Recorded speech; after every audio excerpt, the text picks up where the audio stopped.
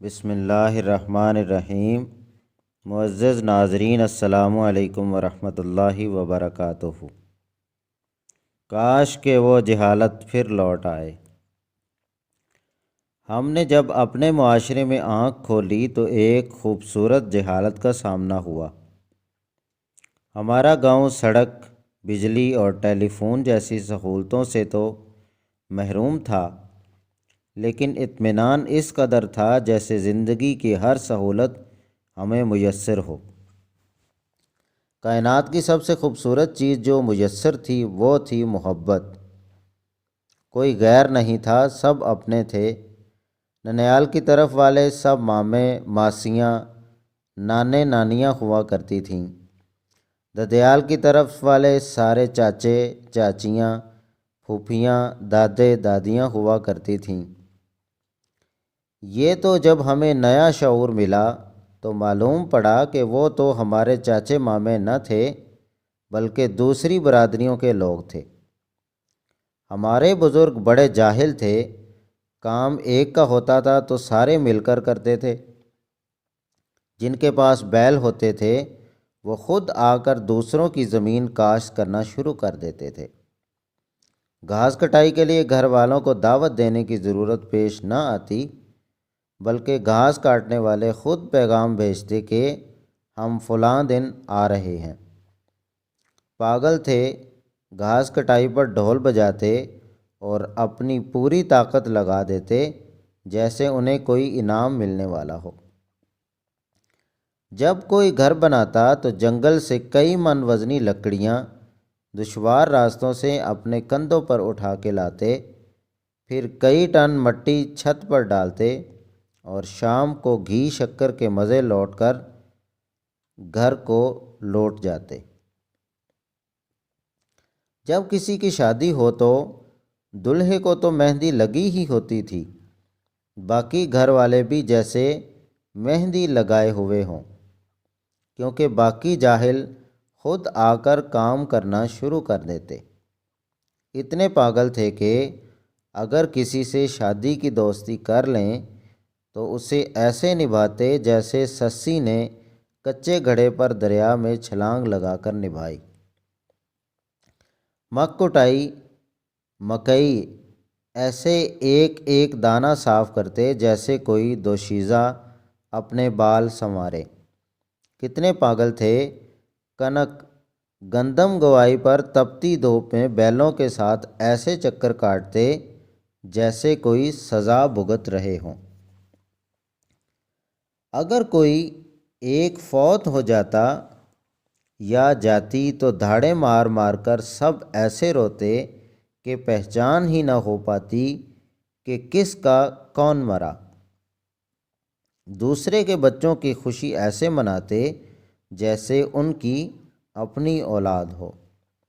اتنے جاہل تھے کہ جرم اور مقدموں سے بھی واقف نہ تھے۔ لیکن پھر وقت نے کروٹ بدلی، اب نئی جنریشن کا دور تھا، کچھ پڑھی لکھی باشعور جنریشن کا دور، جس نے یہ سمجھنا اور سمجھانا شروع کیا کہ ہم بے شک سارے انسان ہوں، بے شک سب مسلمان بھی ہوں، لیکن ہم میں کچھ فرق ہے جو باقی رہنا ضروری ہے۔ وہ فرق برادری کا فرق ہے، قبیلے کا فرق ہے، رنگ و نسل کا فرق ہے۔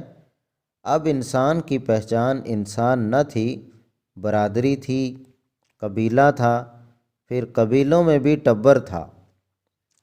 اب ہر ایک ثابت کرنا چاہتا تھا کہ میرا مرتبہ بلند ہے اور میری حیثیت امتیازی ہے۔ اس کے لیے ضروری تھا کہ وہ دوسرے کو کم تر کہے اور سمجھے۔ اب ہر کوئی دست و گریباں تھا، اور جو کوئی اس دوڑ میں شامل نہ ہوا تو وہ زمانے کا بزدل اور گھٹیا انسان ٹھہرا۔ اب گھر تو کچھ پکے اور بڑے تھے، لیکن پھر بھی تنگ ہونا شروع ہو گئے۔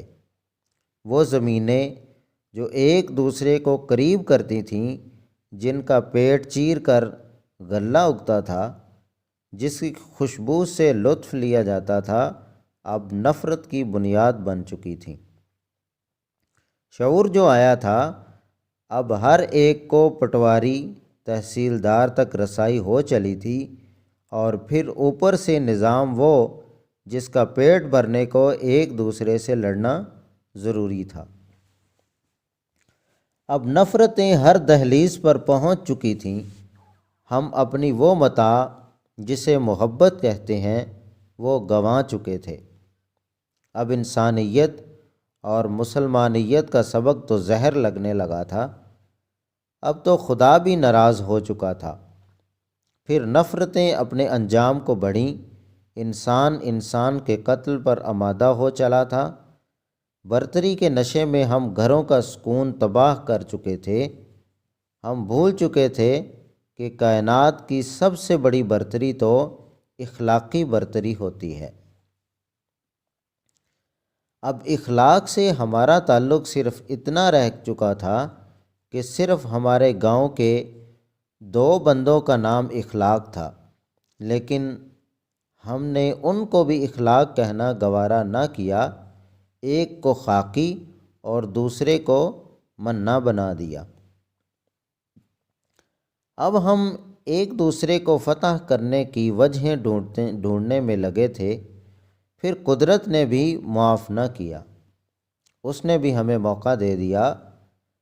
مار دھاڑ سے جب ہم ایک دوسرے کو فتح کرنے میں ناکام ہوئے تو بات قتل پر آ گئی۔ اب ایک تسلسل سے یہ عمل جاری ہے۔ اب تو ہم اخباروں اور ٹی وی کی زینت بھی بن گئے۔ اب شاید ہی کوئی ایسا دن ہوگا جس دن عدالتوں میں ہمارے گاؤں کا کوئی فرد کھڑا نہ ہو۔ FIR اتنی ہو چکی کہ اب ڈھونڈنا پڑتا ہے کہ کیا ہمارے گاؤں کا کوئی ایسا فرد بھی ہے جس پر کوئی کیس نہ ہو۔ اب ان جاہل بزرگوں میں سے کم ہی زندہ ہیں، اور جو زندہ ہیں وہ زندگی اور موت کی کشمکش میں ہیں۔ ان میں سے اگر کوئی مرتا ہے تو دوسرا اس کا منہ دیکھنے کی خواہش کرتا ہے، لیکن ہم باشعور لوگ اسے یہ جاہلانہ کام کرنے کی اجازت نہیں دیتے، کیونکہ اس سے ہماری توہین کا خدشہ درپیش ہے۔ ان نفرتوں نے صرف انسان ہی نہیں، پانی، اسکول اور مسجدیں بھی تقسیم کر دیں۔ اب تو اللہ کے گھر بھی اللہ کے گھر نہیں رہے، ہر کوئی اندر سے ٹوٹ چکا ہے، لیکن پھر بھی بضد ہے، وہ نفرت کا علاج نفرت سے ہی کرنا چاہتا ہے۔ اب محبت کا پیغام برادری، قبیلے سے غداری سمجھا جاتا ہے۔ اب دعا بھی صرف دعائے خیر ہوتی ہے، دعائے خیر کا ایک عجیب مفہوم نکال رکھا ہے۔ ایک دوسرے سے نفرت کا اظہار کر کے اس کے ساتھ مکمل بائیکاٹ کا نام دعائے خیر رکھ دیا گیا ہے۔ لیکن سوال یہ ہے کہ آخر کب تک؟